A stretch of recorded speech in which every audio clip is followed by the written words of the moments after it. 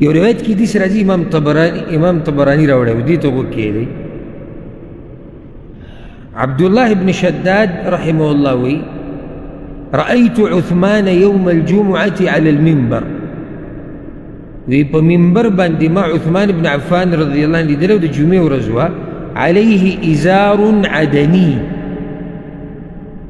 هغه یو صادر په ځان راچولی و چې هغه عدني عدن دا په یمن کې علاقه ده د هغه ځي صادر و او ریټ د هغې و ثمنه 4 دراهم په 4 درهمه باندې دغه صادر خرڅېده دا امیر المؤمنین دی دا ګډ سړی دی ته په لکاو باندې صادر والو چې عزت یې نه ستا په دې صادر باندې زه څه کوم خو صادر ستا ارزان دی خو چې کوم انسان په بدن راچولی دی هغه ګران دی د ده د لاسه دغه ارزان صادر هم ګران شي ځان نه داسې سړی جوړ کړه که نه چې ستا هره ناسته پاسته ستا د لاسه ښایسته کېږي ظاهري که ما ورته ډېر کوشش وکړو که نه سره د بېدینۍ سره د تکبر سره د الله نه د لرېوالي ورب الکعبه که موږ درانه شو خو که الله ته دې ځان نږدې کړو او عجزي دې کول ګوره د عجزۍ دا مطلب نه دی موږ چاته دا نه ویلي چې د سخوا کپړې واچوو بعض کسانو خو اعتراض ته راشي یا ته ویښته ګډوډ موږ دا نه دي ویلي عجزي څه ته وایي چې ته څه دله الله درکړي دي په هغې راځي د صفایي خیال په عجزۍ کې هم ساتلی کېږي که نه ګورې عثمان بن عفان د ده په شان صفا انسان به رښتي نو وی د دې صادر ریټ څو 4 درهمه او 5 یا 15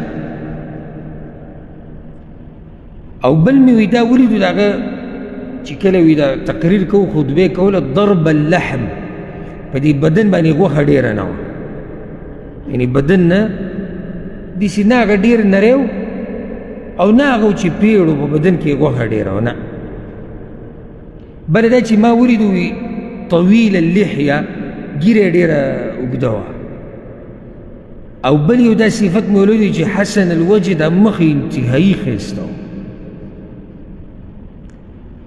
هسې دغه خبره مه وکړه موقع مناسب ښکلې خبر رالی چې عجزۍ دا مطلب نه دی چې ته به بد حال ګرځه امام احمد دا روایت راوړی دی د حمران نه او حمران هم د عثمان رضی الله عنه غلامو دا آزاد کړی هغه وی کان عثمان رضی الله عنه یغتسل کل یوم مرة منذ اسلم د کمې ورځې نه چې عثمان رضی الله عنه اسلام قبول کړی د مرګه پورې د به روزانه لامبل دی خو د صفایي او د طهارت به دومره خیال ساتو چې د کمې ورځې نه اسلام قبول کړی د مرګه پورې د به روزانه لامبل دا د هغه طریقه عثمان رضی الله عنه د ده خو مشهور صفات ډېر دي زه به یو څو ذکر کوم خو د ټولو نه مشهور صفت چې عثمان پې خاص مشهور هغه حیا په حیا باندې ما مستقل درسونه او بیانونه هم کړي حیا څه ته وایي او څه فضیلت یې دی خو هغه حیا چې شریعت یې زموږ نه غواړي دا د ده غټ صفت تر دې چې د الله ملایکو به هم د ده نه حیا کوله امام احمد یو روایت راوړی دی امام ترمذي هم راوړی دی انس بن مالک رضی الله عنه رسول صلی الله علیه وسلم وی زما په امت کې د ټولو نه رحمدله ابوبکر صدیق دی واشدهم فی دین الله عمر او د الله په دین کې ډېر سخت په ټول امت کې عمر دی واصدقهم حیاء عثمان او په دې امت کې د ټولو نه رښتینی په حیا کې چې ډېر حیاناک انسان دی هغه عثمان بن عفان رضی الله عنه دی دا ګوی د رسول صلی الله علیه وسلم ځکه امام مسلم یو روایت راوړی دی عایشه رضی الله عنها وی او عثمان رضی الله عنه بخپل هم دا قصه ذکر کړې وه هغه ته چې یو پیر ابوبکر صدیق رضی الله عنه د رسول صلی الله علیه وسلم نه اجازت واخیستو چې دننه کور ته درځم عائشہ رضی الله عنها وی زما پلار راغی اجازت یې وغوښتو چې یا رسول الله دننه درتلی شم وهو مضطجع على فراشه او هغه په خپله تولایي کې پروت رسول صلی الله علیه وسلم او دا صادر یې په ځان راچولی فأذن لأبي بكر وهو كذلك، أبو بكر لإجازة ورکو رسول صلی اللہ علیہ وسلم مکشان ډډه لګولې او پروتو صادر بلا پاس.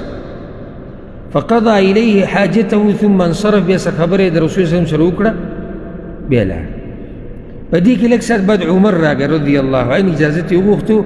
فأذن له وهو على تلك الحال، رسول صلی الله علیه وسلم ولې اجازت ورکو کشانو. نو عمر راغی د رسول صلی الله علیه وسلم سره خبر وکړه بیا لاړ. بیا عثمان رضی الله عنه اجازت وغوښتو. نو رسول صلی الله علیه وسلم کېناستو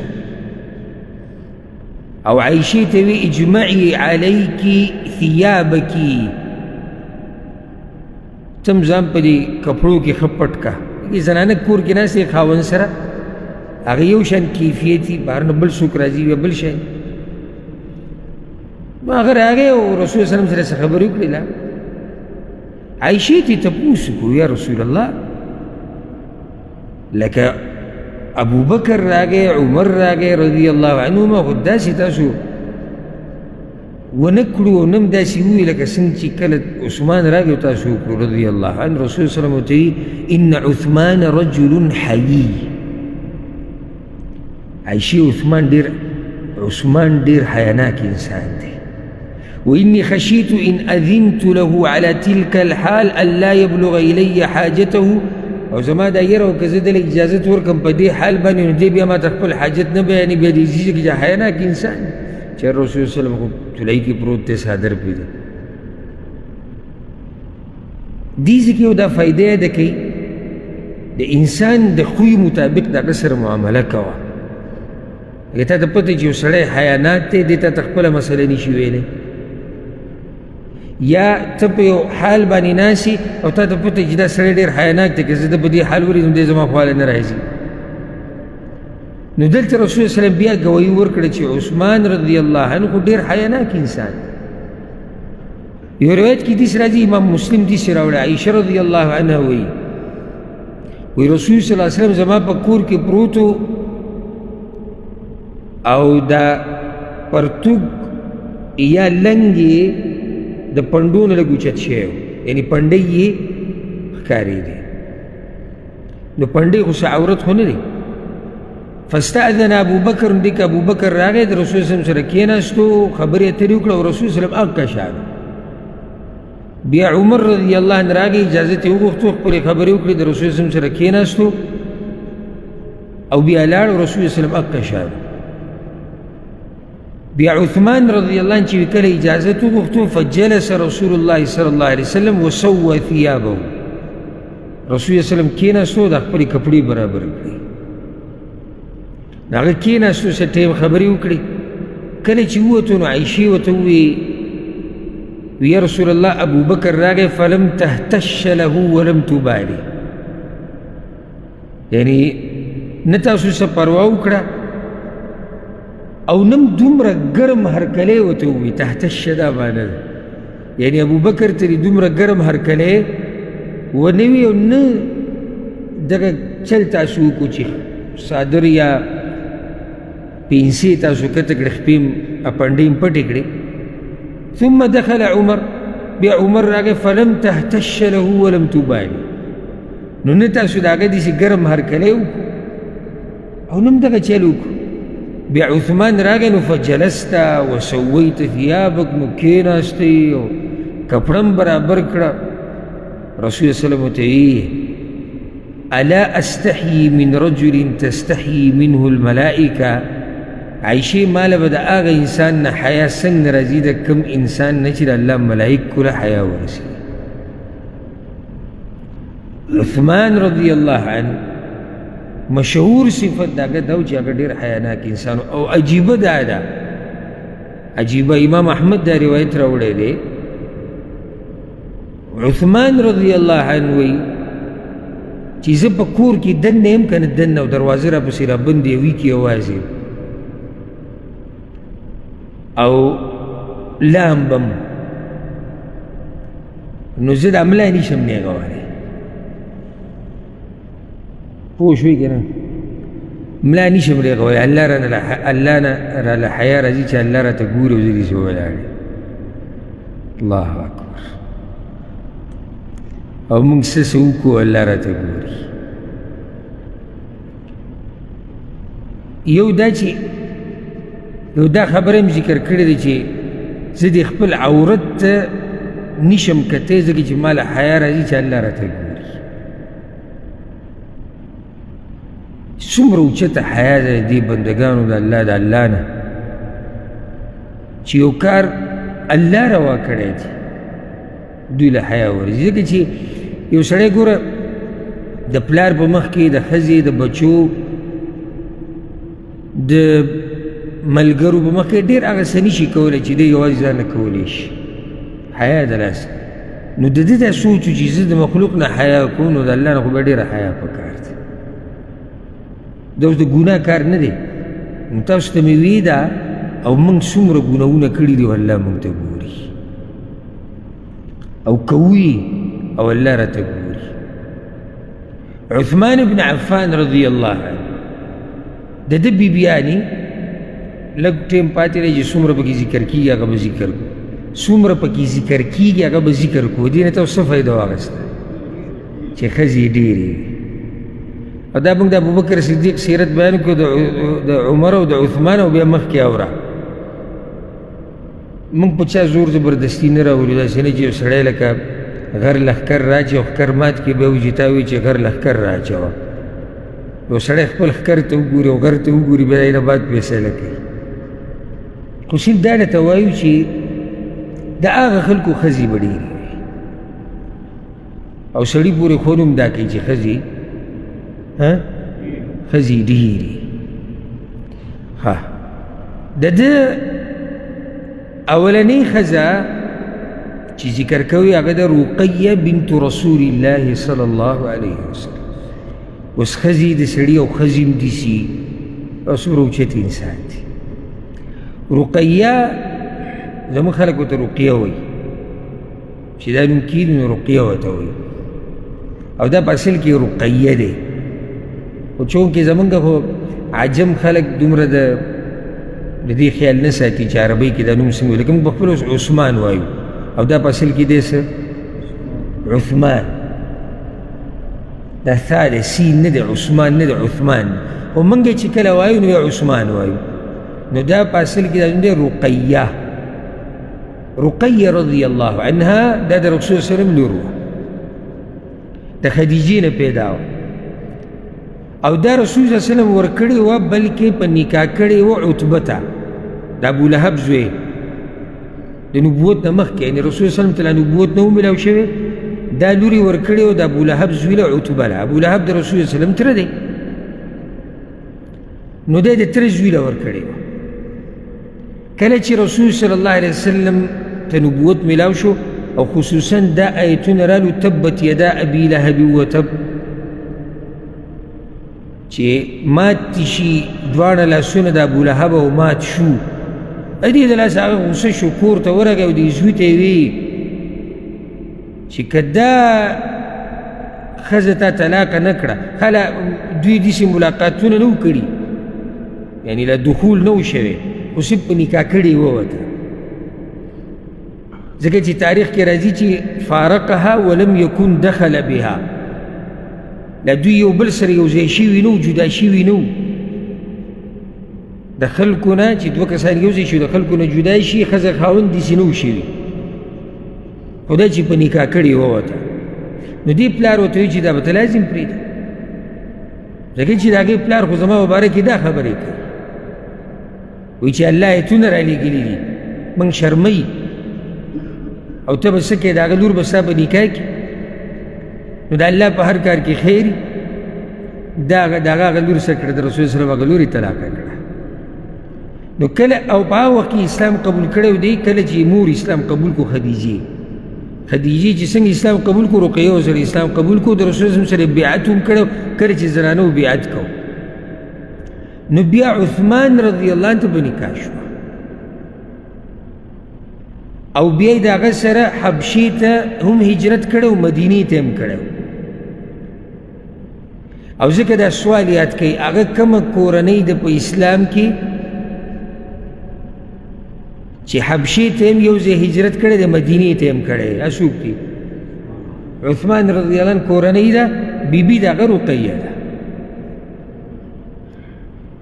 او بیا د رقیه په 2م کال د هجرت وفات شوی و. ما وختي ذکر کړی چې کله د بدر د غزا وخت څنګه چې د بدر د غزا نه مسلمانان واپس رالو دغه ورځو کې دا وفات شوی. او امام حاکم یو روایت راوړی دی، په هغې کې داسې دي چې کله ملګري د دغه نه راتلو د بدر د غزا نه واپس، نو رسول الله صلی الله علیه وسلم 2 کسان راولېږل، یو زید بن حارثه بل عبدالله بن رواحه. یو یې د مدینې کوز سر ته ولېږو، بل بر سر ته، چې ته تاسو خلکو له زیري زموږ نه مخکې ورکړئ چې مسلمانانو ته فتح نصیب شوي، نو تاسو مخکې لاړ شئ. نو دوی مخکې تلي. نو دغه وایي دا زید بن حارثه چې څنګه ورسېدو، کومه علاقه چې ورته رسول الله صلی الله علیه وسلم ویلې هغه طرف ته روانو، نو اسامه ورسره میلاو شو. نو دغه ټیم کې د رسول الله صلی الله علیه وسلم په لور باندې خاورې اړولې کېدې، دغه ټیم کې هغه خښولی کېده. نو دا په هغه ټیم کې وفات شوي دي. او پلار یې کوم ځای کې و؟ پلار یې غزا کې و. دا دین او دینداري او الله راضي کول دا دغه کار نه دی تش کوم چې موږ کوو، چې صرف په دعاګانې او کله ناکله که شروط هم برابر و، دا پکې شرط دی، که شروط هم برابر و بیا به څه کوو؟ بیا به داسې دینداري کوو، هغه هم د خپلې مرضۍ مطابق، ډېر برابر انخلې نه. کله مې طبیعت برابر و، ښه باقاعده طبیعت مې برابر و، په سر مې بوج نه و، میلمه نه و، ملګري نه و، مزدوري نه وه، پیسې نه وي، انټرنیټ نه و، لوبې نه وي، مشغله نه وه، پروګرام نه و، ډوډۍ نه، هر څه دا ټولې خبرې چې نه وي، بیا به درشم. نو بیا به رابرو نښلې نه چې دوسې او دغه او داسې، خو مختصر چې څه مې کول هغه به وکړم. او بیا به صرف په آخره کې درخواست هم داخل کړم چې دعا راته کوه چې الله په جنت الفردوس کې د عثمان ابن عفان په خوا کې کور راکړي. الله موږ له حق علوم راکړی، موږ ته پته چې الله غفور رحیم دی او موږ کمزوري یو، خو څه نه څه خو الله ته خو غواړي که نه چې الله ګوره صحیح دی، زه کمزوری هم نشم کولی، خو لګیا یم. لګیا یم. ګوره کله داسې وشي هسې د انسانانو خبره د الله خو اوچت مثال دی. په تا یوه مسله راغله، الله دې موږ ټول د سختو نه ساتي. په تا یوه مسله راغله او ستا یو خپل دی یا دې ملګری دی هغه غریب دی، او مسله د پیسو راغله، او هلته هغه سړی څه دی؟ غریب دی. اوس دې سحر ماښام ستا خوا ته راځي، تا سره غلی ناست دی. زما دې مثال کې سوچ وکړئ، ډېر خوندور مثال. سحر ماښام راځي، صرف څه کوي؟ ناست تا سره، پیسې درکولی شي؟ نشي. بیا چا خبره وکړه چې تا سره څوک ولاړو په دې سخته کې او دا کې، نو ته پکې دیم ذکر کړې. ښه نو ته خو پیسې نه یې درکړې، وي د هغه چې کوم وسو هغه یې کړی و.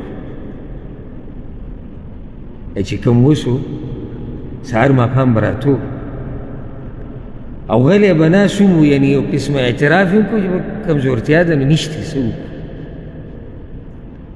داسې حالات په انسان باندې راشي که نه، اګر خو سړی بیا هم هغه خبره ورښکاره کړي چې زه سره دې غم کې ولاړ یم، مګر که زما دغه وس نه رسي.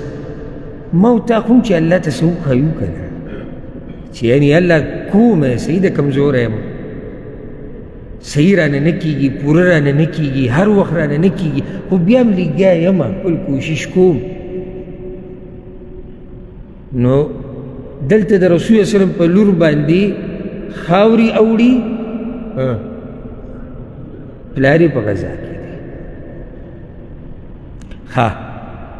عثمان رضی الله عنه الله رب العزت د دې رقیه نه یو زوی ورکړی و، عبدالله، یو زوی بس عبدالله، که وخت هم د دوی یو بل سره ډېر نه دی شوی. کله چې دی د 6 کالو شو، الله اکبر، دی چې کله د 6 کالو شو او دا د هجرت 4م کالو، یعنی مور چې د وفات کېده دی د څو کالو؟ 4. د هجرت څلورم کالو د بدر د غزا نه 2 کاله بعد او د جماد الاولی میاشت وه د لوبې کولې او په دې کې یو بانګي راغی چې هغه دله یو ټونګه ورکړه په پانجو یا په مکوخه د ده دا سترګې وواله هغه سترګې چې د عبدالله ولګېده او دته ابو عبدالله وایي ما یې 2 کونیتونه ذکر کړي یو ابو عبدالله دی هغه د دې زوی دی لاسه هغه سترګې چې د ده ولګېده نو د هغې د لاسه یې دا مخ را وپړسېد دننه زخم جوړ شوی هغه مخ د پړسوب د لاسه یو څو ورځې بعد مړ شو نو دا د بیبي د رقیه تذکره وه او د هغې نه ول الله دغه زوی ورکړی او هغه هم یو څو کاله بعد وفات شوی و د سره ډېر ژوند نه و تېر کړی باقي چې کوم تفصیل دی د دې د بیبیانو د د بچو او ډېر خوندور سفر موږ ته پاتې دی الله دې موږ له ژوند راکړي چې دا سفر موږ اخره پورې ورسوو والله چې سړی د دې خلکو تذکره کوي او یې اوري که نه سړی وایي چې ناست وی ورته نه چې هسې د دوی په دې تذکره کې خوند دی چې سړی حقیقي د دې خلکو سره کیني نو په دوی کې به څومره خوند وي الله رب العزت دې موږ او څوک چې دا بیان اوري او څوک یې چې ییني الله دې موږ په جنت الفردوس کې دوی سره یو ځای کړي او الله رب العزت دې دې نیکانو خلکو په نقش قدم موږ روان کړي او الله رب العزت دې زمونږ په زړونو کې د دې نیکانو خلکو د عزت او د تعظیم ښه ډېر کړي هذا والله أعلم وصلى الله وسلم على نبينا محمد